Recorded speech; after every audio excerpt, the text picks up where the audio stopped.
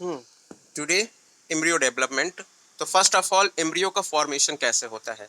देखिए, after the fertilization of male and female gametes we are got to zygote and zygote develop into the embryo. Clear है ना, zygote से embryo का development होता है। ठीक है, तो देखिए, और एक चीज और बहुत इंपॉर्टेंट है कि एम्ब्रियो का डेवलपमेंट एम्ब्रियो स्पर्म एंडोस्पर्म्स के बाद होता है। मतलब पहले एंडोस्पर्म का डेवलपमेंट होगा, फिर आपके एम्ब्रियो का डेवलपमेंट होगा। वाई, ये क्वेश्चन पूछा जाता है, क्यों? बिकॉज जो हमारा एंडोस्पर्म है ये न्यूट्राइजिंग सेल है, मीन्स ये न्यूट्रिशन प्रोवाइड करती है, और जब तक न्यूट्रिशन का फॉर्मेशन नहीं होगा फिर डेवलपिंग एम्ब्रियो को न्यूट्रिशन किससे मिलेगा।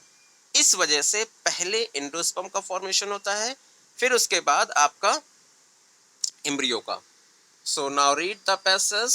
Embryo development at the micropylar end of the embryo sac where the zygote is situated.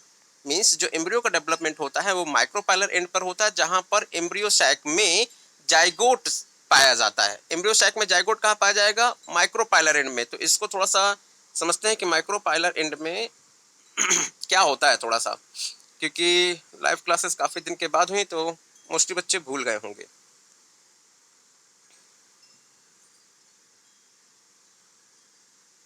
देखिए, ये है हमारा ओव्यूल। ठीक, ओव्यूल के इन एंजियोस्पर्म, एंजियोस्पर्म में जो हमारा एम्ब्रियो सैक है वो उल्टा होता है, इन्वर्टेड होता है, और नॉर्मल में जो हमारे सिनर्जिड सेल्स होते हैं वो ऊपर होते हैं। नॉर्मल की बात कर रहे हैं, अभी हम बात नहीं कर रहे हैं एंजियोस्पर्म की। और चलेजल एंड पर आपके एंटीपोडल सेल्स पाए जाएंगी और पोलर न्यूक्लियाई पाए जाएंगे आपके सेंटर में। But in the case of angiosperm, angiosperm में जस्ट अपोजिट हो जाता है। एंजियोस्पर्म के केस में क्या हो जाता है? अपोजिट हो जाता है, क्योंकि एंजियोस्पर्म में जो हमारा एंजियोसैक है या ओव्यूल है वो इन्वर्टेड होता है, उल्टा होता है। तो माइक्रोपाइलर एंड कहाँ हो जाएगा? नीचे। माइक्रोपाइलर एंड कहाँ हो जाएगा? नीचे हो जाएगा। ठीक है, माइक्रोपाइलर एंड कहाँ हो जाएगा? नीचे हो जाएगा।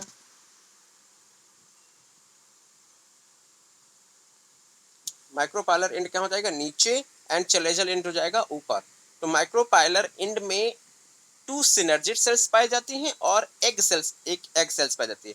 तो जो फर्स्ट मेल गैमेट्स आता है वो एग को फ्यूज करके सिनगैमी प्रोसेस के थ्रू एग को फ्यूज करके जाइगोट बनाता है। तो यहीं पर आपके एम्ब्रियो का डेवलपमेंट होगा। क्लियर है, यहीं पर हमारे एम्ब्रियो का डेवलपमेंट होगा। ठीक है, most zygote divide only after the certain amount of endosperm is formed. Mostly angiosperm में क्या होता है? जाइगोट का डिवीजन स्टार्ट होता है, मीन्स जाइगोट के थ्रू एम्ब्रियो का डेवलपमेंट स्टार्ट होता है after the endosperm formed, endosperm बनने के बाद। This is an adaptation to provide assured nutrition to the developing embryo.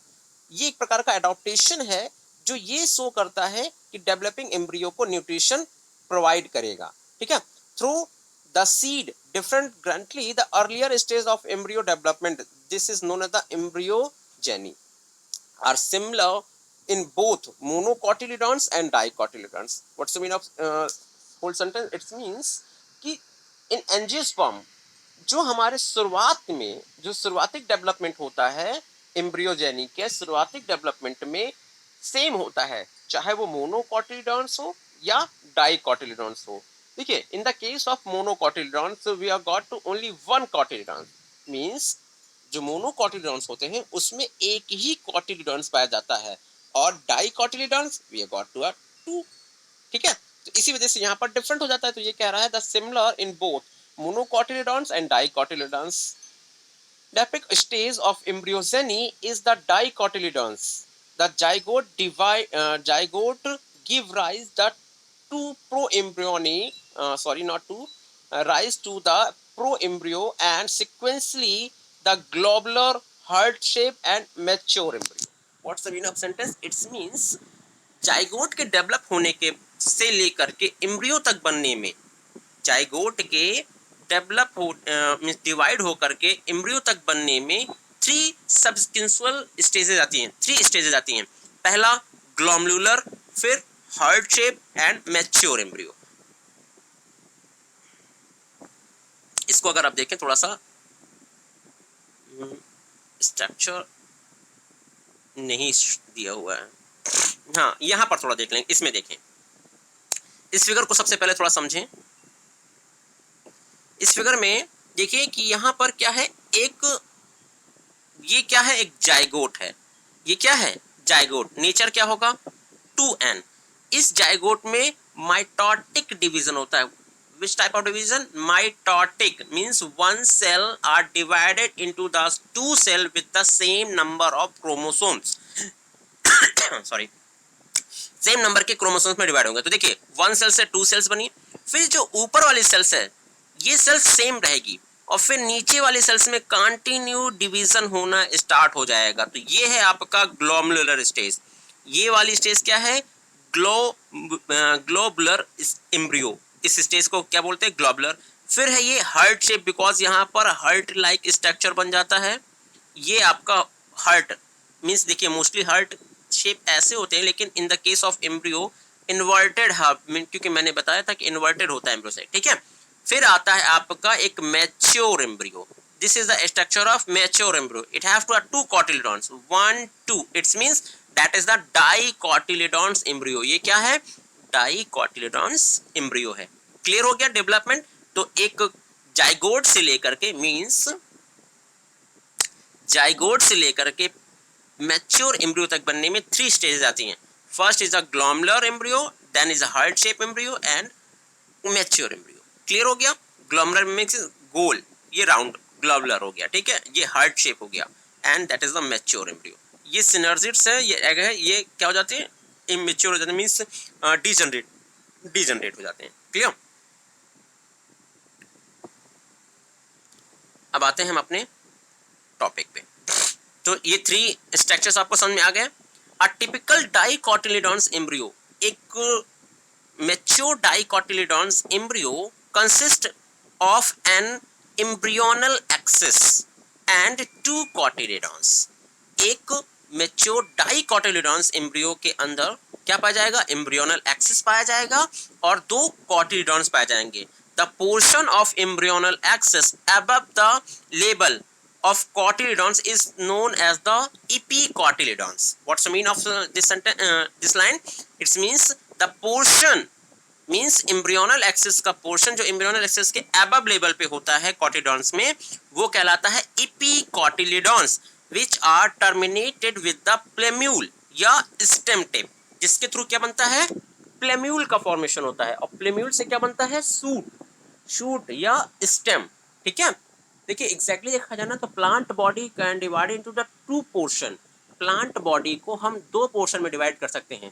First is a root and second is a shoot. लेकिन generally हम लोग बोल देते हैं plants are divided into the 5 portion, root, stem, leaf, flower, fruits, ठीक है। लेकिन exactly देखा जाए तो that is the 2 part, root and shoot.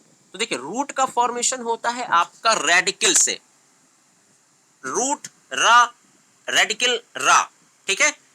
तो दोनों को कोरिलेट कर लेंगे हम, रूट से, रूट में भी आर आता है, रेडिकल में भी आर आता है।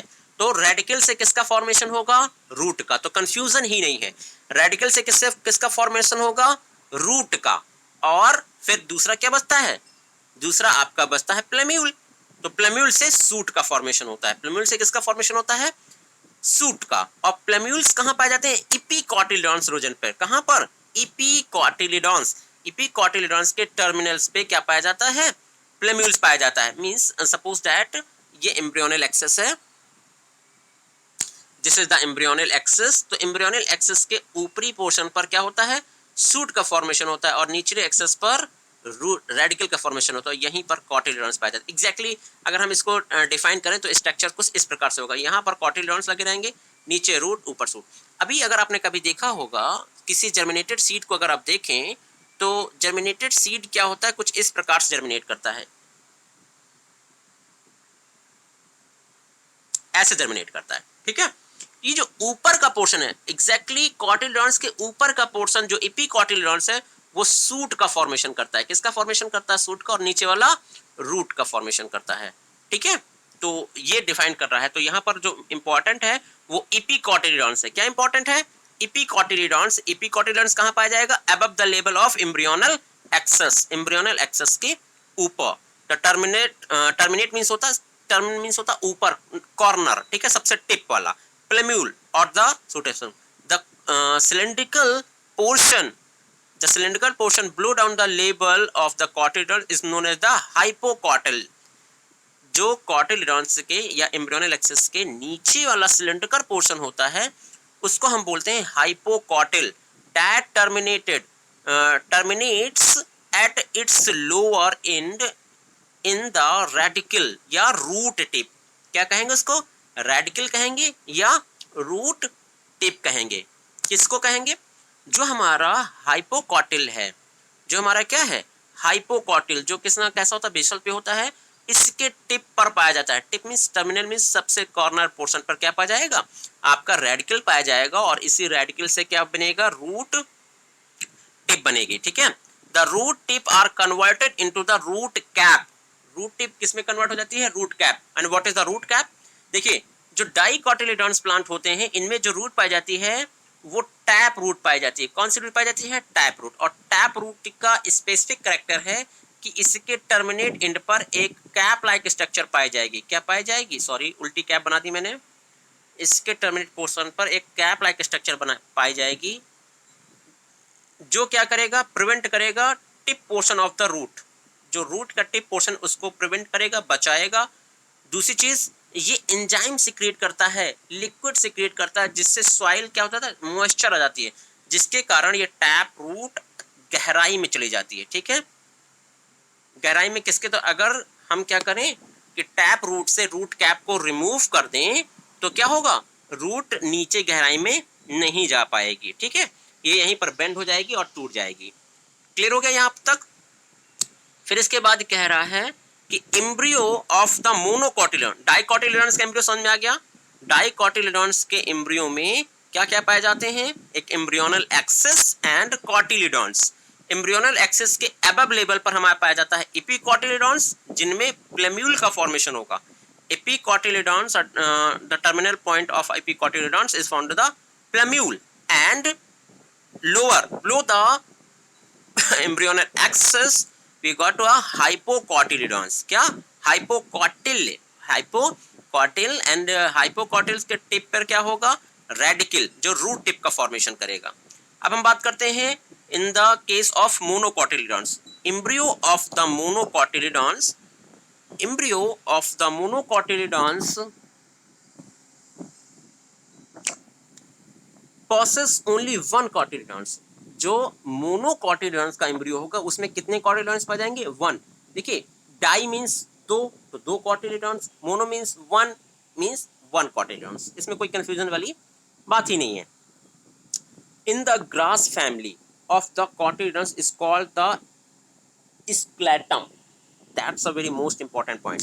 ये बहुत इंपॉर्टेंट है और कई बार क्वेश्चन पूछा गया है कि बताइए कि मोनोकोटिलिडॉन्स में पाए जाने वाले कोटिलिडॉन्स को हम किस नेम से जानते हैं। क्वेश्चन क्या पुटअप किया जाएगा कि व्हाट इज द मोनोकोटिलिडॉन्स, मोनोकोटिलिडॉन्स को हम क्या कहते हैं?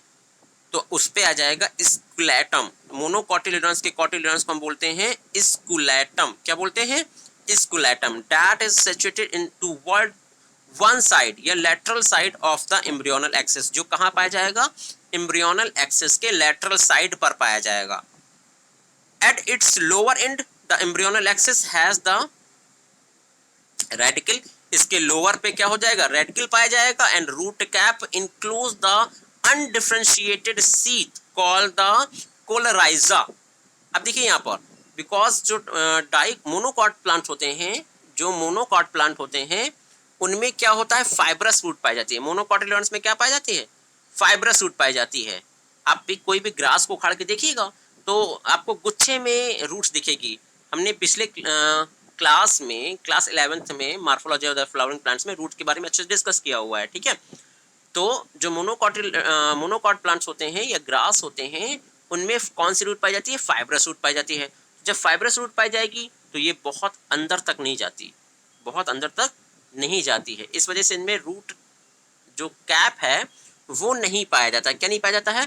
रूट कैप नहीं पाया जाता। तो उनका जो रूट कैप है वो चेंज हो जाता है, ये मॉडिफाइड हो जाता है, डिफरेंशिएटेड हो जाता है, and differentiated seat like structure, जो सीट लाइक स्ट्रक्चर जिसको बोलते हैं कॉलराइजा। क्या बोलते हैं?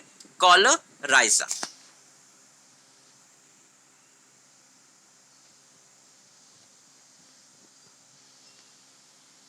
ठीक है, उसको हम क्या बोलेंगे? कॉलराइजा बोलते हैं। The portion of the embryonal axis above the level of attachment of scutellum, scutellum it's means we are talk about the cotyledons. हम कॉटिलिडॉन्स की बात कर रहे हैं, जहां पर स्केलेटम वर्ड यूज हो रहा है ना, वो कॉटिलिडॉन्स की बात कर रहे हैं। तो ये कह रहा है कि कॉटिलिडॉन्स के ऊपर का जो पोर्शन है उसको हम बोलते हैं epicotyl, same to same as it is dicotyledons. And epicotyledon has the shoot apex, उसमें क्या पाया जाएगा? सूट एपेक्स पाया जाएगा, and few leaf primordia enclosing the hollow follicle structure is called the coleoptile. अब यहाँ पर देखिए क्या होता है, in the case of monocotyledons जो आपका इपिकॉटिल है, इपिकॉटिल जो होता है वो सूट एपेक्स पे एक प्रीमोडिया का फॉर्मेशन करता है, लीफ लाइक। कभी आपने देखा होगा कि जितने भी जर्मिनेटेड सीड होते हैं, जितने भी जर्मिनेटेड सीड होते हैं वो जर्मिनेट होने के बाद दो ऐसी लीफ लाइक स्ट्रक्चर्स को शो करता है, सभी की एक जैसी स्ट्रक्चर होती है। ये हालो होती हैं एंड फ्लैसी होती हैं, ये हालो होती हैं और कैसी होती हैं? फ्लैसी, थोड़ी सी मोटी होती हैं। इनको बोला जाता है कॉलेप्टाइल। ये हालो स्ट्रक्चर जो है ना, ये कॉलेप्टाइल कहलाएंगे, और ये प्रीमोडिया कहलाएंगे। क्या कहलाएंगे? प्रीमोडिया कहलाएंगे। क्लियर? फिर cheek and the few seed of in water, say that the wheat, maize, peas, chickpeas, groundnuts overnight। अगर हम क्या करें कि कुछ सीड्स लें, क्या करें? अगर हमको इन स्ट्रक्चर को देना, कोलेप्टाइल आपको समझ में आ गया? अगर हम कुछ स्ट्रक्चर देखें कि कुछ सीड्स लें, जैसे हम ले लें गेहूं के, चावल के, पीस मीन्स मटर है, पीस मीन्स होता है चना, ग्राउंड नट मूंगफली, और इनको पानी में क्या कर दें? फ्लो दें एक पूरी नाइट के लिए। Then split the seed and observe the various part of the embryo and seed. और हम क्या कर सकते हैं? एम्ब्रियोनल एक्सेस में इसके देख सकते हैं कौन कौन से पार्ट्स पाए जाते हैं। तो देखिए जितने भी डाइकॉटिलिडॉन्स हैं इनको आप सॉल्व कर देंगे तो ये दो कॉटिलिडॉन्स में डिवाइड हो जाएंगे। जैसे हम क्या करें, पीस को देख लेते हैं, जैसे कि ये एक मटर का दाना है, ठीक है। इसको जब हम सॉल्व कर देंगे तो ये फूल जाएगा, तो फिर ये कुछ इस प्रकार से डिवाइड होगा। कैसे डिवाइड होगा? एक कॉटिलिडॉन्स यहाँ पर, एक कॉटिलिडॉन्स यहाँ पर, और यहाँ पर एक एम्ब्रियोनल एक्सेस पाई जाएगी। क्या पाई जाएगी? Embryonal axis. अगर ये जर्मिनेट होगा तो इस पोर्शन से निकलेगा, इसके ऊपर वाले पोर्शन से निकलेगा, क्या निकलेगा? सूट। और इसके नीचे से क्या निकलेगा? रूट। क्लियर हो गया ना? तो सूट किसके द्वारा? देखो रूट होता है आपके रेडिकल्स के द्वारा, एंड सूट किसके द्वारा होगा? प्लिम्यूल्स के द्वारा। तो ये था आपका embryonic development. And next class we will discuss about the structure of seed. हम किसके डिस्कस करेंगे? स्ट्रक्चर ऑफ सीड्स में। सीड्स कितने प्रकार के होते हैं एंड सीड्स में क्या क्या पाया जाता है, जैसे कि non albuminous, x albuminous, perisperm, etcetera etcetera. Clear है?